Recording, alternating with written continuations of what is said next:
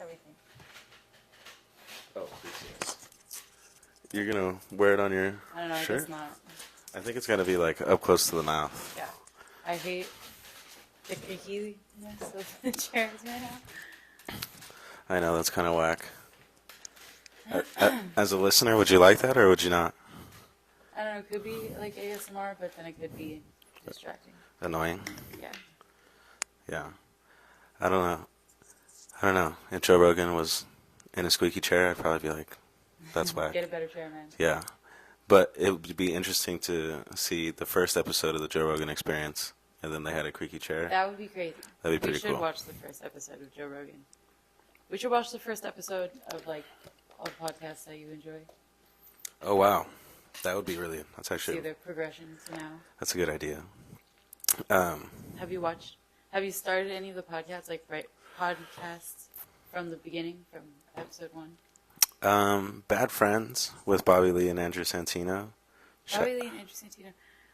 Bad Friends was also what we were watching today, but Bert Kreischer was on there. Bert Kreischer was on there. Instead of Andrew Santino. Andrew Santino. And I did notice that, and I wanted to ask about it, but I didn't because when Andrew Santino's on there, usually there's like the whole Whiskey Ginger intro, and was that there this time? That's Andrew's own podcast without Bobby. Yeah. And I always confuse. But Bert was just filling in. They didn't even mention why.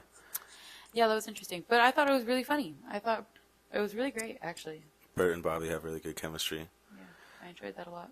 It was funny when he said that they were the two dumbest comics.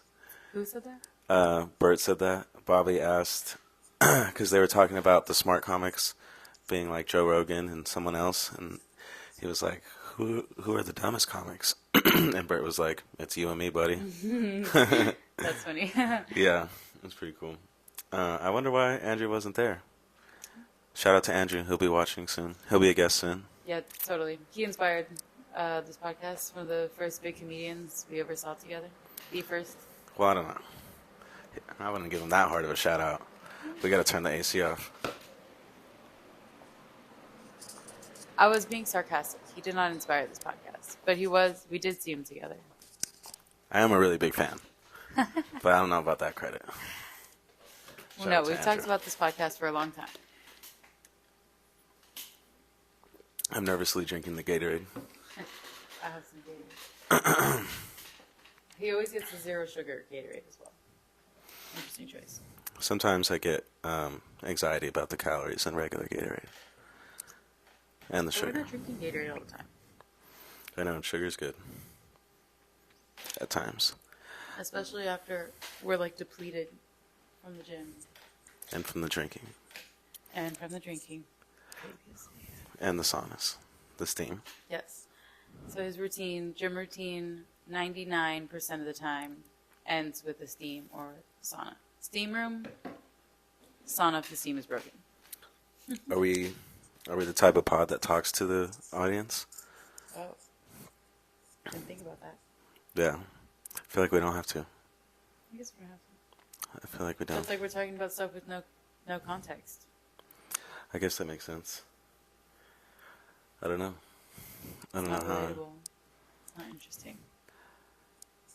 Is it? I mean, is the goal to be interesting at this point? To like try to be interesting? You know what I mean? We're not trying to be. I mean, is that not the point? That we're interesting enough that people want to talk or hear us talk? I don't know. I don't think so. I mean, I don't think of it in that way. I think the podcast is a platform. I think that we are interesting enough to want to be listened to, but I don't think it's like our objective to like garner content like that. I think the podcast is a good platform to talk about the things that we want to talk about, but not necessarily like so that the audience can be like, tuned in with us. I don't think like Joe Rogan does that. You know what I mean? Yeah. But he is conscious of context, and he is conscious of It's just the way people that he following does it. along. But he has guests. Exactly, and he poses the context as questions to the guests. Right? Or like... I don't think so. So explain that. Or... I don't think he ever poses questions to the guests. To the guests. Oh, I'm sorry. I confused that with the audience. Yeah, so he just talks to the guests. Yeah, so we just talk to each other. Yeah. Not to the audience. Right. Yeah. But, would we, because we know each other, picture Andrew, Bobby. Mm-hmm. They're talking about, obviously they wouldn't be talking about a gym routine, but something about the gym routine. It's like, okay, well, walk me through your gym routine. Even though I already know your entire gym routine, but for the sake of the context of the story that we're telling, that context would be, I don't know. I guess not. Well, if you want to tell a story about the gym routine, then you just tell that story. You know what I mean? Yeah. And if you want to share something, I guess, yeah, do whatever. I mean, context does matter. But when, Bobby and Andrew, if Bobby was to tell Andrew a story about Bobby's life, Bobby would tell Andrew the story. You know what I mean? He wouldn't tell the audience the story. Right. You know what I'm saying? Mm-hmm. But we just spent all of our time together, so it's like... yeah, there's nothing to tell. Do we have nothing to talk about? And also, I'm not hating on any type of thing or a different style or whatever. We could talk to the audience if we want to be more influencer type of content. Mm-hmm. You know what I mean? Because I do want the pod to be some kind of a beacon of things that the audience and hopefully our fans or whatever will be, interested in, like fitness and achieving things and whatnot, hard work, right. Determination, consistency, all the things that we want to instill in our life. I definitely want the podcast to be a platform for, and reaching out to people through the pod is a part of that.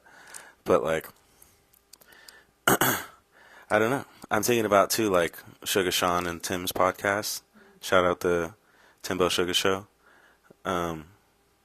They do, they'll take questions from fans and things like that, but they'll just talk amongst each other. And so this is also what I was thinking, having a slight agenda for episodes would be cool. If we want to talk about Blink Twice or whatever, then I would be open to talking to the audience, being all right, this is the movie, blah, blah, blah. Yeah. You know what I mean? And then I think it feels more genuine because it's not oh, you're there? And that's kind of what that's kind of what I thought it was going to be. Because when I have a list of topics of things to talk about on the pod or whatever, mm-hmm. but I never thought about what type of pod is it, that they're separate things. Because there is the Joe Rogan style where it's interview style, mm-hmm. and then there's the Bad Friends style, which is just kicking it. Mm-hmm. And then there's influencer style, I guess. Yeah, and then now, so I'm thinking of the Full Send podcast. Shout out Nelk Boys in the Full Send pod. They have guests, but they'll also have episodes where they just talk amongst themselves, and it's interesting from the viewer's perspective to hear kind of that inside baseball talk of these influencer social media dudes and what they're about, because they also talk about pop culture and what's in the zeitgeist and things like that, who's fighting or the UFC or whatever the case may be, college football, whatever. And they do have a super in touch connection with their fans and audiences. And it's interesting too because they have all kinds of content. They have content. Their YouTube videos where they're all right, hey boys, this is what we're doing, blah, blah, blah, directly to the audience. But still, even then, it's all right, this is what we're doing, and then they do it. That's the content. You know what I mean? Yeah. As opposed to, talking to the audience all the time. Right. But I guess they do that a lot. And then also, Your Mom's House, but with Tom Segura and Christina P., they have a full-on itinerary of what they're doing. Mm-hmm. They're okay, here's our opening clip, banter, banter, banter. Here's more clips. Here's another section or whatever. Then we'll have our guest, and then like Christina P will be like, all right, here's my time to show you my TikToks, and then that's basically it. Like a few more videos, and then they're out. Yeah. So it's like a whole like planned out thing. Yeah. Which we could do, and that could be fun to bring up. I also thought about doing like how in The Fighter and the Kid they do current events.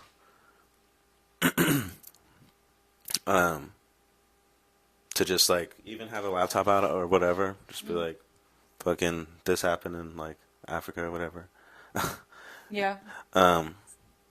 Whatever the case may be, I don't know. We could try out different things. What do you think? That'd be cool. I'm interested in all of them. All of them are appealing for different reasons. Yeah, I think we just have to find what works best for us. Because if we do, and I think it's better to include clips and things, but then we have to be better at editing and producing and not waste a bunch of time, like waiting to look stuff up. We should have it ready to go, which does take more prep work and research and things. But I'm sure over time that naturally comes because you need to be different and better and more efficient. It just is the way that it is, right? Yeah, natural. I'm sure with progress and consistency, everything will be different. As soon as we get literally any response from anybody, I'm shouting that motherfucker out right on the next episode, being like, thank you, man, right in the camera, you know, like, you really did it for us. Yeah. And even if it's like an insult, like, fuck that guy, or whatever. They're talking about us. Be like, shout out to you, man. Yeah. Shout out. And then it'll be a lot easier. We'll just go with whatever is given. Right. So fuck it. Yeah, I do end my workouts with the sauna. Yes. To close that out. If people are listening, yeah, we'll talk to you directly. Hi, I'm Isaiah. Oh, yeah. I'm Mariah. We're going to do this pod thing. We need a name for the pod. We do need a name for the pod. The Booga Pod is Oh, wow. the Instagram. Wow. I did not ever put that together. I literally never put that together. So my Instagram username or whatever is _Booga_pod. That was the name of the podcast that I started. I did like 10 episodes. I've never heard a single one. I mean, it's not like I'm hiding them. She could. But yeah, I like interviewed people on Bumble Biz. I connected with them through Bumble Biz, so then I met up with them and did interviews. And it was originally called the Booga Pod. Some of my friends used to call me Booga, and it kind of just rings. So I don't know. That's an option. Also, we could throw that away very quickly. It's a cool name. Yeah, it's like ambiguous, right? Yeah. Could be anything. You could brand it any way you want. I think. I don't know. It's not like Maverick or something like indicative like that. The Booga Pod. It's very ambiguous. And then anything else just kind of sounds corny. Like the Fit Pod, the Couple Fit Pod. No, we can't do anything pod, like that. Like But those are like the Isaiah Mariah Experience. no. The M&I. We would really have to brainstorm and get through all that bullshit and then get to the real names. Exactly. But what even is a real name? Like, what are podcasts that we like? Bad Friends, Yeah. The Fighter and the Kid, The Joe Rogan Experience, Whiskey Ginger. Whiskey Ginger is a really good one. That one is good.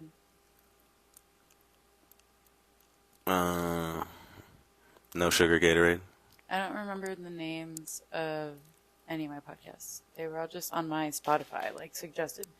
And I never was big on video podcasts, actually. That was a pretty new thing when I met you.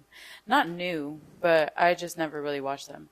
Joe Rogan, I would watch every once in a while. And then I tried to get into like some of the video podcasts, but none of them were ever interesting to me because they were all influencers that I kind of liked, like enough to follow on Instagram. But then when they're having long conversations or whatever, it's just not anything that I'm related to or like interested in. Mm-hmm. Like, I think I tried to watch a couple episodes of David Dobrik's friends. They have like a bunch of podcasts like within the friend group. And I could never really get into any of those. But yeah, the ones that I would like were on Spotify that I would listen to in the car. Like Daily Topic or like world news, psychology shit. I was trying to like better my habits a lot when I was first getting into podcasts. So it was like self-help stuff, which was cool. You don't remember any of the names? No. Okay. Not a single one. Okay. All right. Well, that doesn't help us. NPR? Yeah. I don't know if we're going to be able to come up with anything better than the Booga Pod. Everything is like some random shit. Like High Fidelity would be a cool, Unchained. like something like that. What even does high fidelity mean? Why is it cool? It sounds cool. Just sounds cool. Yeah. The Booga Pod. Because I was looking at that High Fidelity belt drive turntable system. Should be the turntable system. That doesn't sound too bad. I don't know. Yeah, everything. Keeping up with Isaiah and Mariah. I don't know. Yeah. Send in ideas for the name of the pod. There you go. There you go. Yep. Mm-hmm. Like Comment and subscribe. down below. Comment down below, exactly. I don't know. The Booga Pod's just right there. We already got the Instagram handle. I guess it is right there. But I feel like that's so, like, it's your thing. The Booga I and would want Mariah something Pod? to be our thing. No, because then it's just like the Booga Pod and Mariah. Like you just added me in there. Oh yeah. The Patrick Beverly Pod with Ron. Is that really what it's called? Yeah, the Pat Bev Pod with Ron. That's funny. Yeah, shout out Pat Bev and Ron.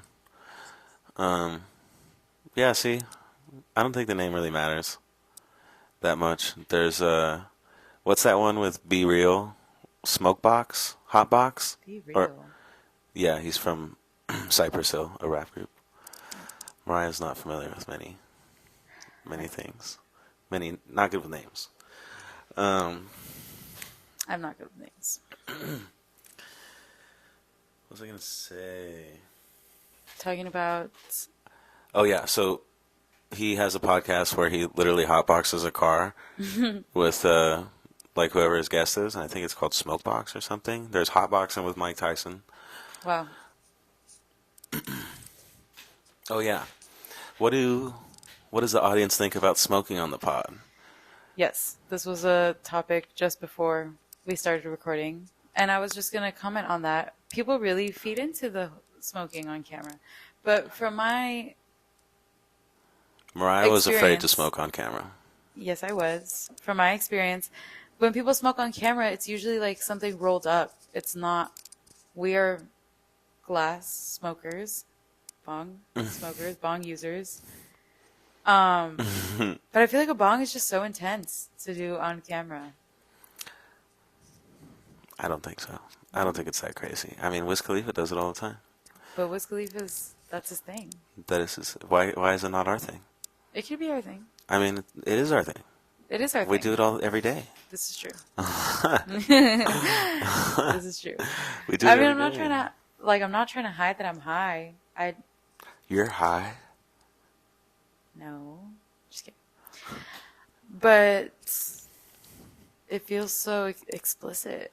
I don't know. I feel like a joint or like a blunt is... It's attractive. Yeah. Yeah, I agree. But does that mean we have to roll up every time we're going to do a pod? Maybe we roll up for the pod.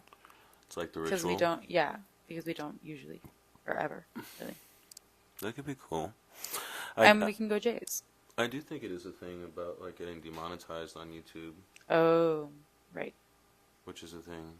Right. And money would be cool if this were to turn into something like that. When it turns into something like that. When it turns into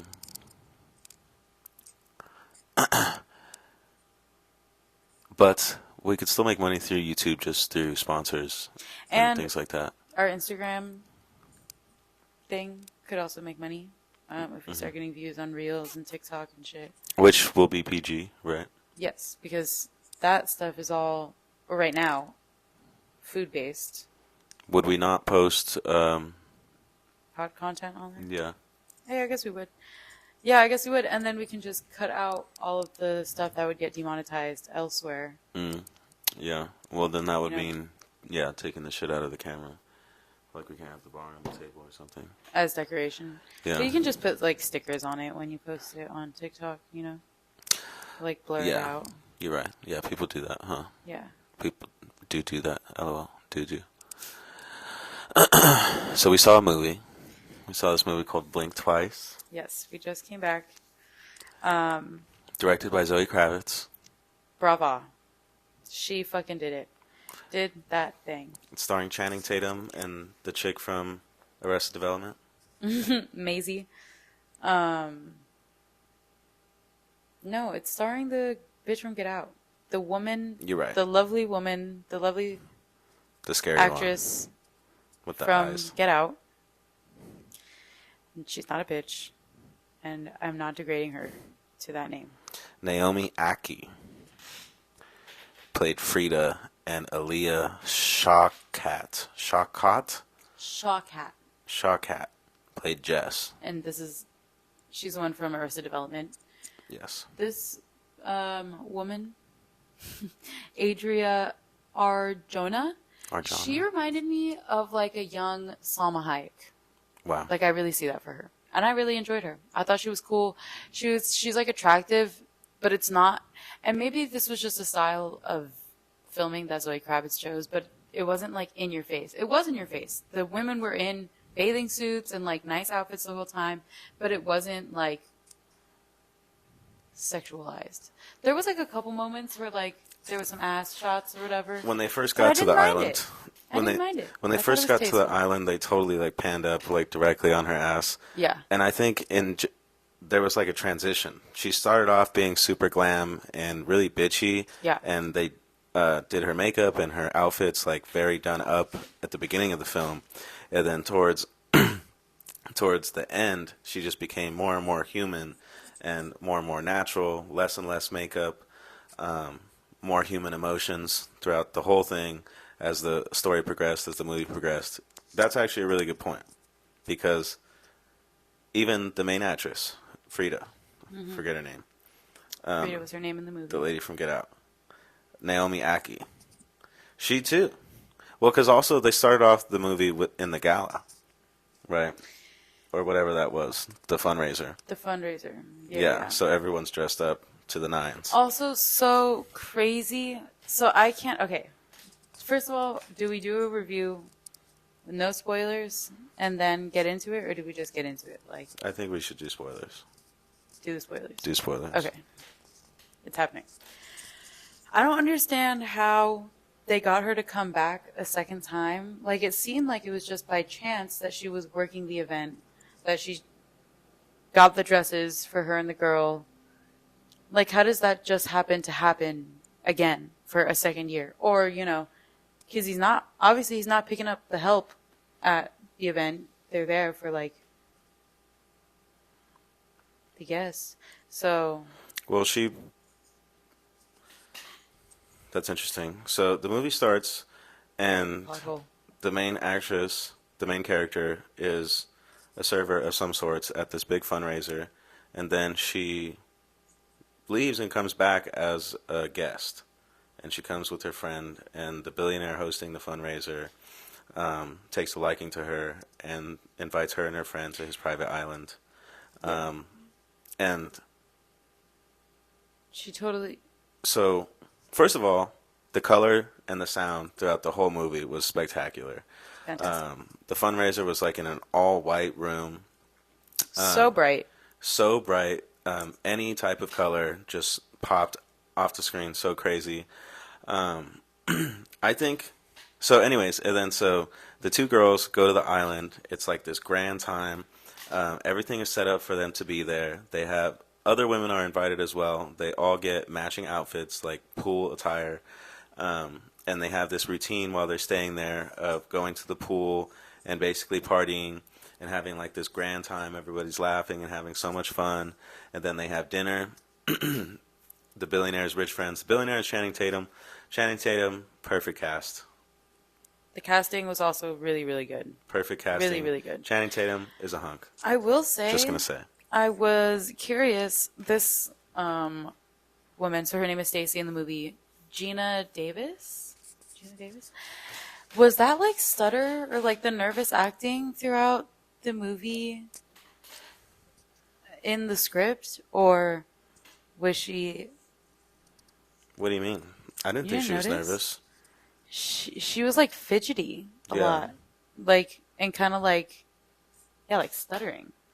Well, yeah, throughout the whole, well, even Channing Tatum at the end, after he was getting drugged, he couldn't cut his meat. He was like fumbling with the utensils, and the Stacy bitch throughout the whole movie, she was dropping all the folders and stuff, and just like being foggy. Yeah, but when she was talking, it was like weird. Like she was like, "Oh, and by the way, like, did I tell you about?" It felt like bad acting, but I know that she's like a famous actress, so I don't want to say it was bad acting, but like, I think that was to imply that she was always like forgetting, like she was always like on the brink of remembering, and she was like, "Oh, and this thing, and this other thing, and this last thing."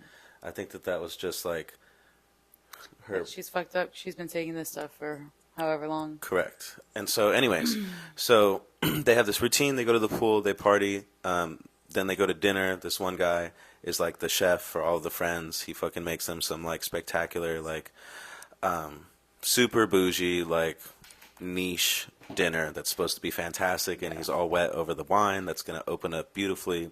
And then after dinner, they all take like a mixture of psilocybin and MDMA, and then they just go wild for the night. And then they wake up in the bed, and then they do it all over again.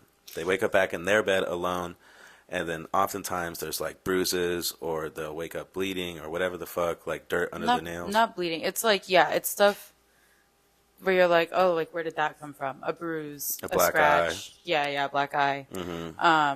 Also, and I think important to mention, the main girl and her best friend that end up on this island, on this trip, whatever, are under the premise that they're going with this pre-existing friend group, like established friend group that was all there at the gala.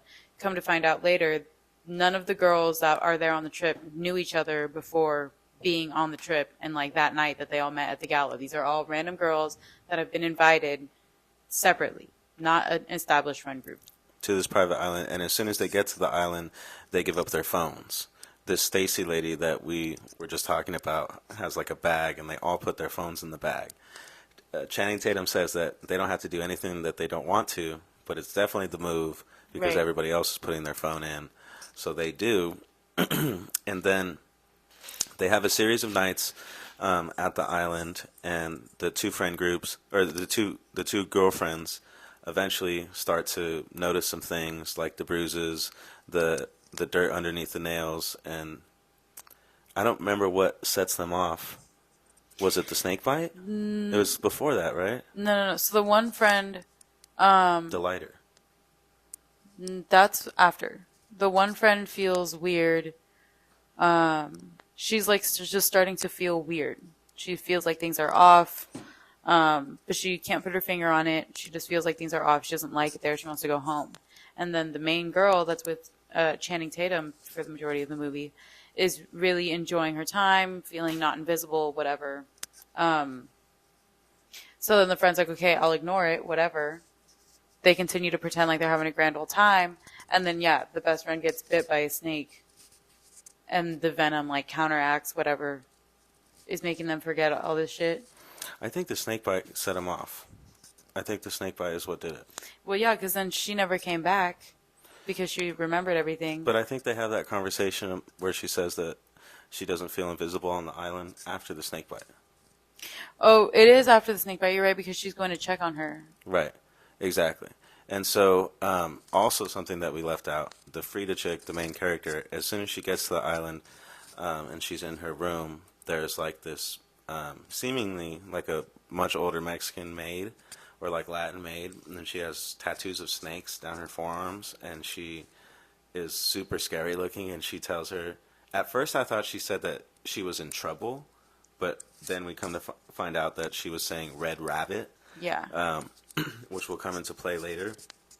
But anyways, so they're having a grand old time, and then the friend gets bit by the snake. And so the snake deactivates whatever they're being drugged with so that they remember what happens to them.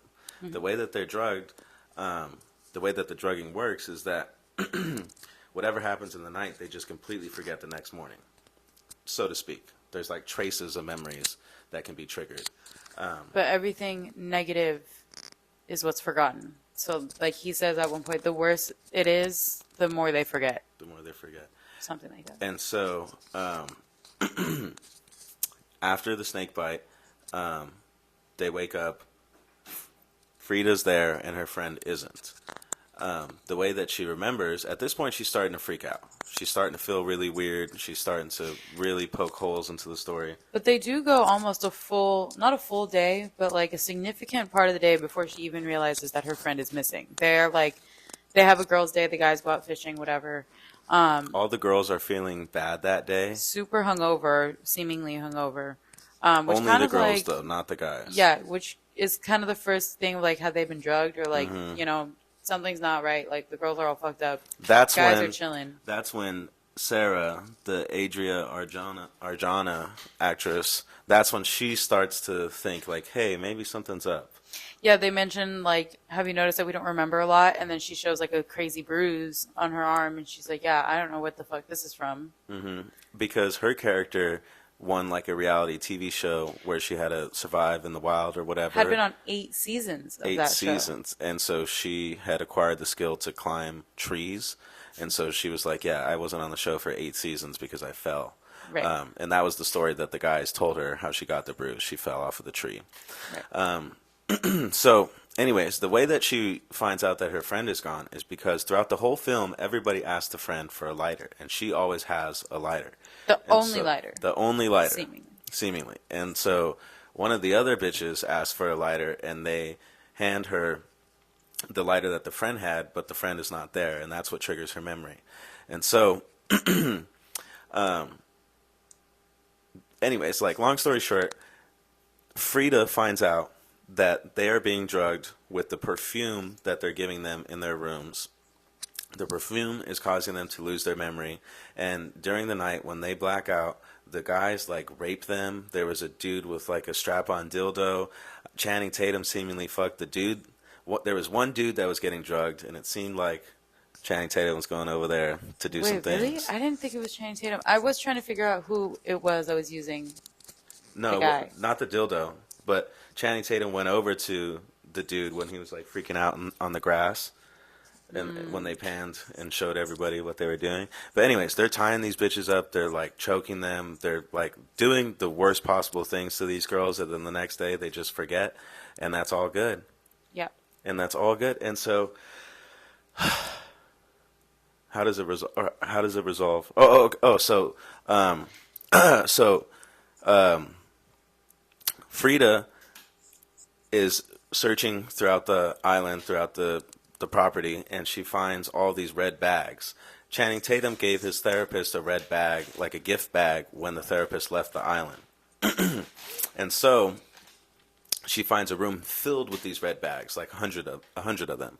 And when she's in that room, she stumbles across the Mexican lady again. And the Mexican lady gives her this green liquid, and she drinks it thinking that it's alcohol, and she's like, oh my God, what is that? Well, she like catches the lady drinking, like she's in the bathroom or whatever, and she hears somebody in this room, gift room, so then she opens the door and she's like, oh, you scared me, like, sorry, I'm not going to tell anybody that you're drinking, whatever. And then the maid offers her some, and she's like, yeah, fuck it. And yeah, it turns out to be snake venom. She has the fucking dead snake right there. And it's a whole bottle of the snake venom. Alcohol. It's like a mason jar. Yeah. Yeah, and so the snake venom is what deactivates the memory thing, the fucking drug perfume thing. And so Frida realizes that. She gives it to the other bitch, Sarah. Not meaning to call these ladies bitches. These other intelligent women. Exactly. She gives it to Sarah, who eventually starts to remember as well. And then they give it to the other girls. And then the other girls take mad long for them to start remembering. This is all while the boys are away on their fishing trip or whatever. So once Frida and Sarah are like fully remembering now, the boys come back. They're still waiting for the other girls to start to remember. Fast forward to dinner. You want to say something? No. Fast forward to dinner. It's becoming harder and harder for them to fake it. They know that these men are raping them and doing terrible things to them, and they have to play along like they don't know. Only the two women that are aware. Only Frida and Sarah. Frida and Sarah. And so Channing Tatum is now starting to become aware that things are awry. Frida like flinches at his touch. They seem scared. The tension is seriously raising. The tension is crazy. So Frida gets a really, really brilliant idea to start dancing, to have like a dance party. So she gets up and starts dancing, like, you know, swaying and being like sensual. No music. No music, and then they do eventually play a song. Everybody gets into it. What was the song? It was such a good song. It was Shaka Khan. Yeah. It was You Are Mine. It was Shaka Khan. I can't remember. I know it was Shaka Khan. Ain't Nobody. Ain't nobody. Love me better. Make me happy. So Was it really that one? Yeah. So it was a super fire song. And the music throughout the whole film, there wasn't too much music. There was a few songs, like 4 or 5. Yeah, it was selectable. They were tasteful. It was I definitely enjoyed every single scene that had the music taken. It was definitely Ain't Nobody. She thinks it was something else. It's definitely Ain't Nobody. Yeah, I guess it was. And so anyways, during the dance party, one of the other girls starts to remember what they did to her, and she stabs homeboy in the neck. Yeah. Go for it. No.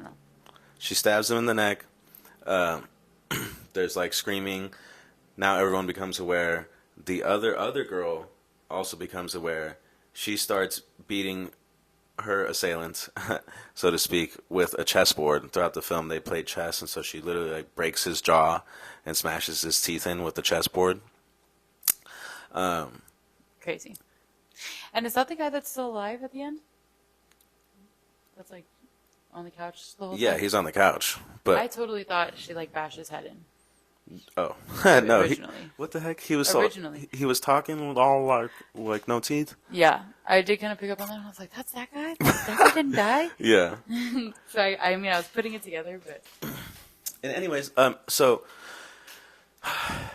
it all ends in like a big fiery battle, and it ends in this super intense way, but very satisfying way in which the victims got to enact justice. They didn't like die and then something stupid happened.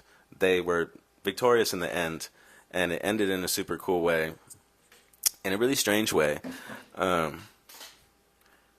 There's a scene towards the end of like the final battle where Channing Tatum has Frida tied up, and he's talking to her, and he's saying that they could still move past all these things. Oh, and by the way, she finds out that this is not the first time that she's been to the island. The Red Rabbit that the Mexican lady was saying to her was a reference to her fingernails. The last time she was there, she had red rabbits painted on her fingernails. It was like a thing for her to do animals on her nails. Oh, that's right. She had that joke. Animals. Animals. Like that? Animal nails and nail moles. Animals. Yeah. That's so weird to say. I know. Anyways, so Channing Tatum has her tied up, and he's saying that they can move past this because forgiveness is not real. What's real is forgetting. Right. And he has this weird fucking like acting scene where he tries to demonstrate to her how forgiveness is not a thing, and how like saying the words "I'm sorry" doesn't mean anything. And so he just repeatedly says "I'm sorry" to her, and then he goes like through different emotions. It's like fake, and then it's sincere, then it's genuine, and then it's like psychotic and angry, and he's yelling at her, and it seems like he's being real for a moment. It seems like he's experiencing emotions, but it also like it does seem like he's sorry. It seems like he opened that door to that like little part of himself that does feel bad for all the wrong shit that he's doing, that he's actually going to hell, that he is sorry, that he's so scared of all the things that he's done, of like burning in hell for eternity. I thought that it was really interesting because then immediately he's like, see? Yeah, goes right back to blank face, like doesn't mean shit. Doesn't mean shit. I'll fucking rape the shit out of you again. Right. And he's and that was his demeanor. That's what he was speaking for, the character. Not yes. Just got to be clear. 2024. He says to she's like, please don't kill me or whatever, because she gets out of her ties and whatever goes down. And he's like, what, you think I'm going to kill you? Like, you're like my best friend. So then it does bring up the question, what was he going to do if he wasn't going to kill her? How's he going to get her to take this shit again and like forget it all? Which actually seemed very, very possible. She was on this crazy upward arc doing bad bitch things, taking control, taking the power back, everything. And then she got like weirdly submissive. Submissive is definitely the word I was looking for. I wanted to say docile, and that wasn't right. Submissive. She like gives up, or like, yeah. There's a couple moments where he just casually took the knife from her. Yeah, like she doesn't even fight anymore. She could do so much, and she's just like, I don't know what. Yeah, it was weird. The movie also began with a disclaimer that the movie was about trigger warning. Excuse me. The movie was about like the concept of power and abusing it and stuff like that. And that there was scenes of domestic violence. Yeah, scenes of like sexual abuse and stuff. And I'm glad that it was kept to a minimum. I was scared because when they did show the scene of like what they were doing to the girls at night, it was scary. It was real shit. And it changed the mood of the movie for sure. Like it went from like a thriller, like, oh my God, this is crazy, to like, oh, this is dark. Yeah. Yeah. Crazy dark. Right. Crazy dark. And there were moments where you like kind of think some sketch shit is going on. Particularly when she starts realizing that she has dirt under her fingernails. That's sketch shit. That's like immediately my mind is going to, she's buried alive. She's trying to dig her way out of something. She's being kept somewhere in the ground, or like, yeah, something to have dirt under your fingernails, and then that's such a thing to miss if you're cleaning somebody up or whatever. That's so crazy. It's like, yeah. Something is very, very wrong. That's not just a casual thing, you know? You're waking up all good to go and there's just dirt under your fingernails, like. And it just totally plays on that emotion of like, I don't know what happened to me. That's scary. Yeah. And then to be in a place that you've never been before, and really a place that doesn't exist. This is a private island, a private owned island that a fucking billionaire just invited you to with a bunch of friends of his that you don't know, that are apparently not even his friends. They just fucking want to rape these bitches and there's just do terrible things. I think right after the snake bite, or maybe it was earlier, but they're like, does she need to go to the hospital? And the guy's like, well, there's no hospitals, so. No hospital. Not an option. And it's also interesting, too, because Channing Tatum's character played like the hero throughout pretty much the whole movie. He was protagonist. Like, yeah, but even more. Well, no, I think that Frida was the protagonist. I guess. Right? Yeah.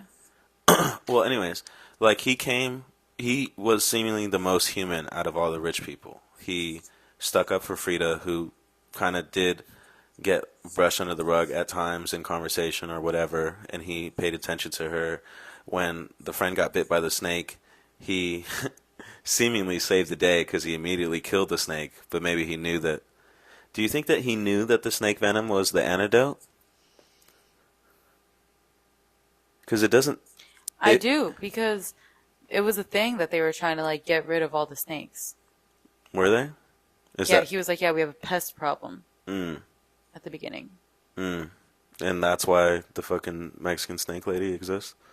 Because that's her job? Yeah, there was also, like, you remember when they walk out and they're like, oh, do you know where we're supposed to go? There's, like, those other, like, workers or whatever that just stare at them. So I'm sure that there's, like, other people that are tending to the property or whatever. You think they're perfumed, or you think that they know? I think they know. They know that they're going to get fucked up. Maybe they know, like, they don't know what happens at night. But, like, who's cleaning up the bodies and shit? It has to be them. Yeah. And their teeth are all fucked up. It's not fucking Channing Tatum. It's not the men. No. They're just getting paid fat. Homeboy's a millionaire. Paying them off. It was so interesting. Yeah, so interesting the way that his character developed. Because this is also something that we were talking about before the pod. This is the first time I've seen Channing Tatum play a character that's not, you know, like Step Up or G.I. Joe or something like that, or just like a heartthrob. I want to look up his IMDb. His cinematography. So Channing Tatum was just such a perfect, because he's handsome, he's like a charming guy. He was seemingly really humble and like seemingly genuine. Whenever he interacted with Frida, he was very gentle and very bashful almost. Wasn't overly confident or anything. He wasn't like James Bond. He seemed human. And so for him to just switch up and then just be so evil, it was so interesting. Totally. And they also did, and they beautifully like sprinkled in some of his backstory. They mentioned that he doesn't remember anything of his childhood before he was 10 years old. Mm-hmm. At the end, when he's having that super intense conversation with Frida, where he goes into the I'm sorries, he references his sister, who he says doesn't forget anything. And he forgot all the shit, all the trauma that happened to him before he was 10. And apparently some of the people that were on the island were the people that caused that trauma to him. And he still just blacks it out. But obviously that affects him. Obviously that influences the concept of forgetting and what he's doing to all these girls. So he, of course, has trauma in his background, and it just manifests in this weird way. It's just fucking disgusting and cruel way. Yeah. But interesting to just get into his psyche a little bit and to just think like nothing matters. Like whatever I do doesn't fucking matter. Just forget it. Whatever the fuck. Was it him that said, or no, one of the other dudes was like, oh, all the girls know everything, like we're gonna go to hell. Like that concept of morality. It was interesting that dude had that sense of morality at that time when the shit was hitting the fan, but Channing Tatum really didn't. Right. He was calm throughout the whole thing. He was drinking. He was laughing. He was commenting on the fact that the one dude that was getting drugged didn't do anything to help the girls. He didn't do anything. Yeah, he pointed out how that was fucked up. Mm-hmm. Is that worse? Is that psychopathic or sociopathic? One of those where he's like, not. Well, it seems like he does feel emotions. Mm-hmm. You're right. Right. I don't think that he's without emotion. But he's just fucked up. Mm-hmm. Repressed memories and anger and all kinds of emotions. Who knows? Who knows what he went through? And to keep it all buttoned up like that, to be so successful, and then to really have it like Dexter, where he's got a whole system. He's like, I bought this island so I could bring bitches here to rape them and drug them. Yeah. And then they just forget about it. Yeah, and then it seems like this was maybe some kind of experiment or whatever going on with his therapist to like unlock maybe these memories, because then Homeboy at the very end comes up to him at the gala that is now occurring the next year. No, the therapist was drugged. The therapist got the perfume too, and that's why he doesn't really remember Frida at the end. Because, yeah, I was confused when he was like, I want to continue our talk or like whatever. I was confused I thought that he was saying like, let's go talk about that shit. Or like, what's... I don't know what that was. But I guess not. I guess Maybe. It does make more sense that he would have been... Because they sent him with a gift bag. The gift bag had the perfumes inside of it. Which is the drug. Which is a drug, so obviously he's... And he didn't remember Frida from the first gala. Right. Because she said like some kind of joke to him that really you wouldn't forget. It was, she said he introduced him as the therapist. And she's like, oh, well, blink twice if I'm in trouble. And he does blink twice. Mm-hmm. He blinks twice and very Channing clearly. Tatum, like, gets in front of him or whatever. But anyway, so then they run into each other. He shows up on the island because they have an appointment or whatever. And sending him away with the bag, Frida sees him or shows up, whatever. And Channing Tatum introduces them, and she's like, oh, well, we met at the gala. He's like, what? Totally doesn't remember. And then she explains the joke, and he does remember. No, he doesn't. He's like, oh, yeah. He doesn't remember. He says that he says that. Those are the words that comes out. Yeah. That come out. Those are the words that come out. That comes out. Anyways. Come out. Those are the words that come out. But he clearly doesn't remember, and he's all fucked up. And he's the same way at the gala the second time. And anyways, so the movie ends, big spoiler, with Frida drugging Channing Tatum and taking over his company and returning to the gala with him as like her pet, as her drugged pet, and she's the CEO of his billion-dollar company. And the therapist shows up and she's like, checkmate, bitch, like, I'm in charge now. And he's like, what? Yeah. Right? Checkmate only in the sense of, to the audience, like, she's in charge now, because, like we're saying, he's... Yeah, he's not aware. Not aware. He's not aware. He's like, oh, okay. Fucking fantastic movie. So good. So scary. So scary. Yeah. Psychological... Thriller. Done to a T. So I was rating it on Letterboxd, and what did we go? 5 stars? If it's not 5 stars, then what is? Right. And I think it's there. And also, I think psychological thrillers are maybe one of my favorite category of movie. Not maybe. Probably definitely. These, like, big plot twist endings that make me want to fucking talk about the movie and just dissect all of it. It's everything. Interstellar. Shutter Island. I was just going to say, Interstellar is a psychological thriller, right? Yeah. Has to be. Big time. Shutter Get Island. Out. Get Out, yeah. Great one. Nope. Is Nope a psychological thriller?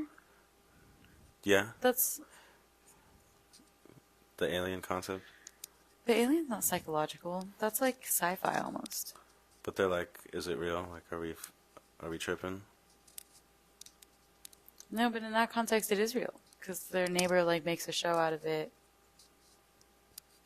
What? The abductions are definitely happening. The abductions? In Nope? And no. Who's getting abducted? The fucking the horses. Oh. And then the whole show gets yeah. attacked. And all the people are, like, up there, fucking UFO, or the alien starts fucking with Oh, them. that's right. But it was still a thriller.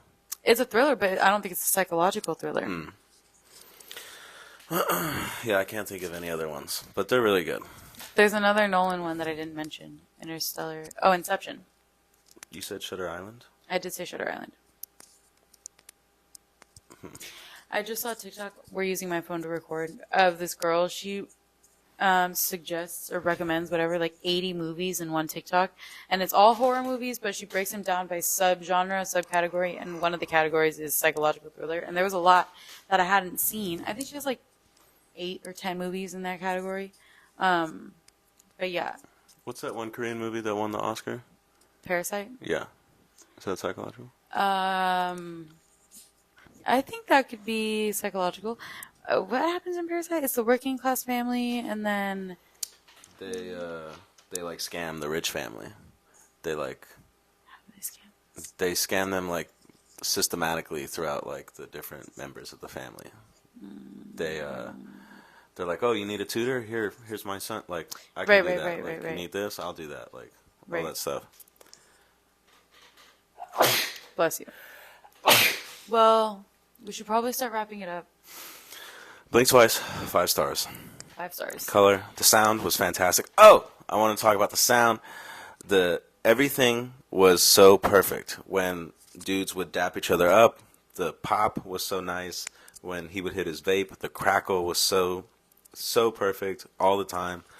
The flick of the lighter, everything was just so memorable and so well done, and I appreciate it. The colors pop so much, the reds, the whites. Heard in a subtle way too, like the footsteps when they're being silent. They are silent, but you hear them. Like the shot selections. Gotta watch it in theaters too. I think that watching it on the big screen with the surround sound, whatever. Sometimes it was uncomfortably loud. Yeah. A lot of the times I didn't like how... And bright. Yeah.